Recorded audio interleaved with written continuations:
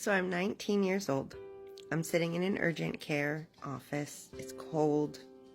It's about 11 o'clock at night, and the nurse attendant or doctor walked into my room and said, "I think you have a brain tumor. We're going to be sending you over to the hospital to run some more tests."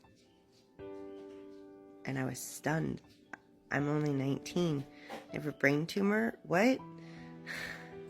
My coworker, who I'd been visiting a few days ago to work on some curriculum for the preschool, had brought me to urgent care. They'd given me some medicine.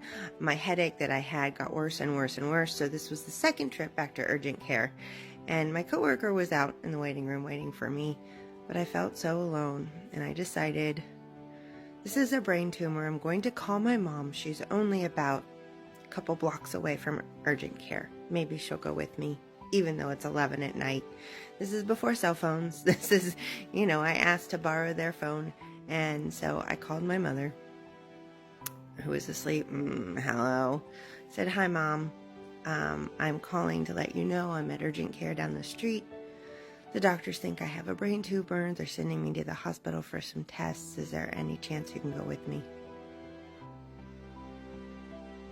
Silence.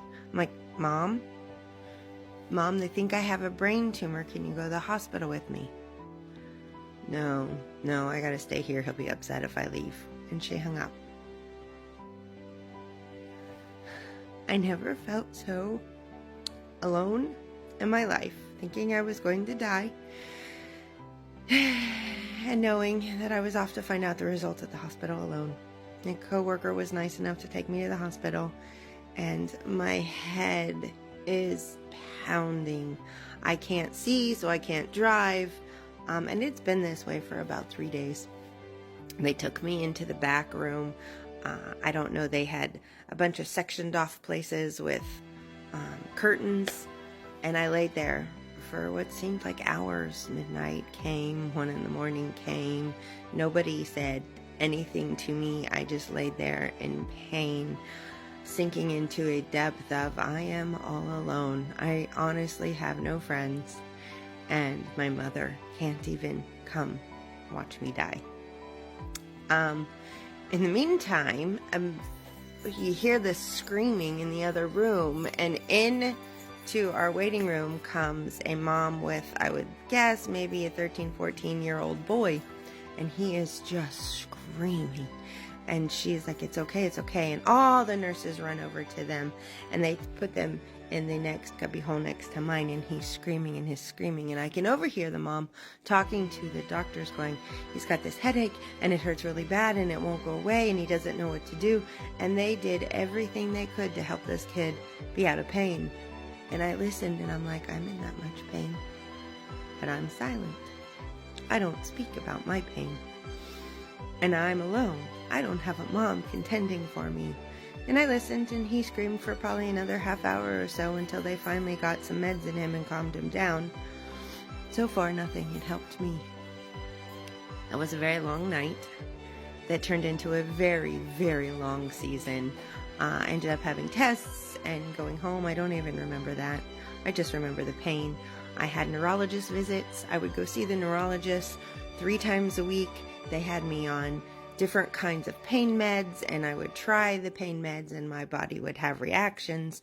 So that pain med, I would stop, and they would give me a new pain med, and I would have reactions, and I would stop that one, and they would give me a new pain med. Now, all this time, I am staying with my coworker on her couch. Like, she is driving me to the neurologist's office, taking me to CVS to pick up my medication. She is basically, I am just living on her couch.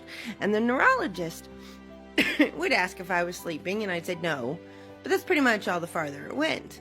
What he didn't know was that at night, when I would close my eyes to try to sleep, I would see darkness. I would see flashes of knives. I would see blood, and it would freak me up, and I would open my eyes, and I was not going to go to sleep. Now, you gotta understand, I did not watch horror movies. I did not do haunted houses. I did not do anything scary. So seeing flashes of knives and blood in my head at 19 freaked me out. I didn't even watch like nurse shows or doctor shows. I did not like doctors. And here I am in the midst of my torment, feeling very alone, gracious for the couch that I'm able to stay on. And just, it was a very difficult season that only got worse. And I will share more with that later. For those of you listening, thank you for tuning in, and I will share more about my story soon.